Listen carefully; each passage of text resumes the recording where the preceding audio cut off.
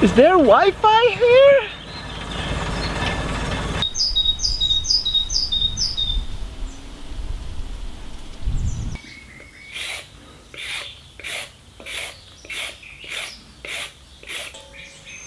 A while ago, somebody came over with a teenager, never met the kid before, and the first thing he says, the car barely came to a halt, was, "Is there Wi-Fi here?"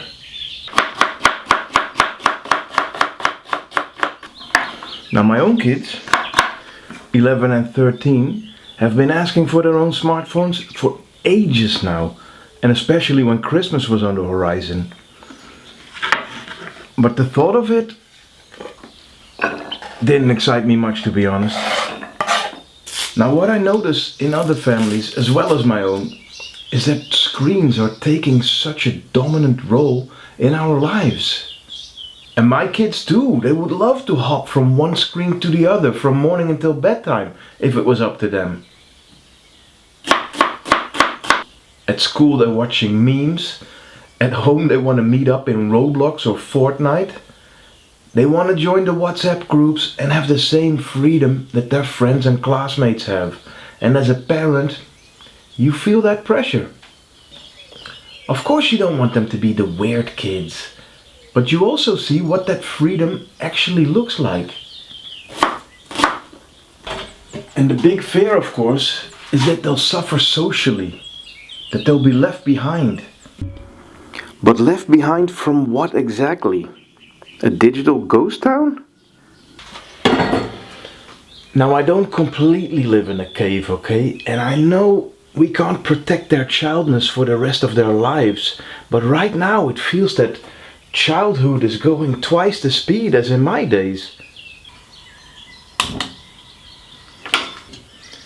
And of course I realize that in their own way they'll mature, grow and get exposed to all kinds of things along the way and lose some of their innocence. But can they do that in their own pace at least? I have to admit, man, I'm scared of it all. And sometimes I feel like a grandpa talking here. I wasn't even sure if I should make this video. Some recent reports I read show that kids with higher early screen exposure and social media have more risks of anxiety, depression and even self-harm. And that's hard to ignore for me.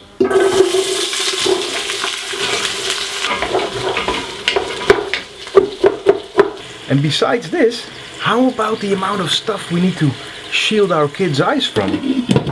I just don't want my kids to become a statistic, that's all.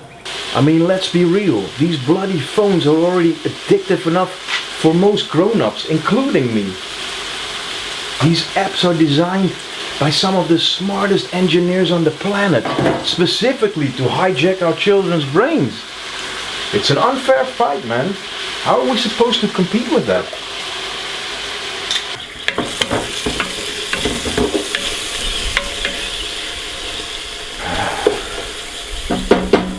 Boredom used to be the spark for imagination, and now we just extinguish that with a swipe.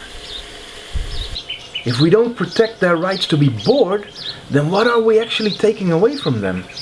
And I do wonder if I'm making them outsiders, and that they will resent me for it later, or thank me.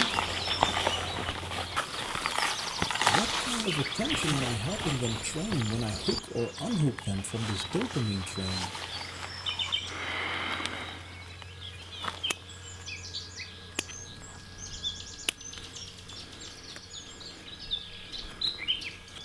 I just love to see them outside inventing some game on the trampoline or playing in the creek in their gumboots. But the reality is that they are slowly growing up now.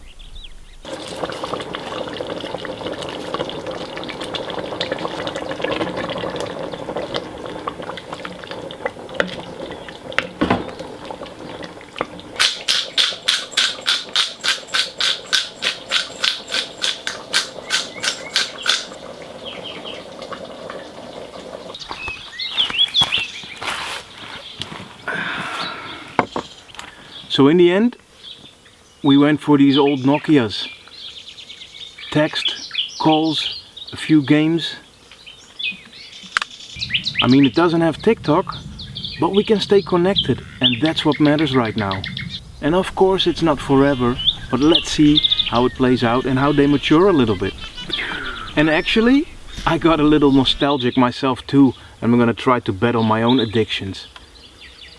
This one for daily life, and the smartphone as a tool for banking or intentional use.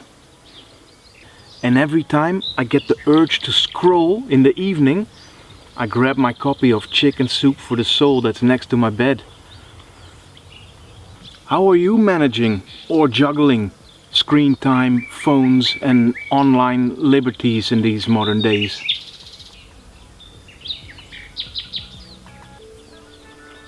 Mm-mm. Mm.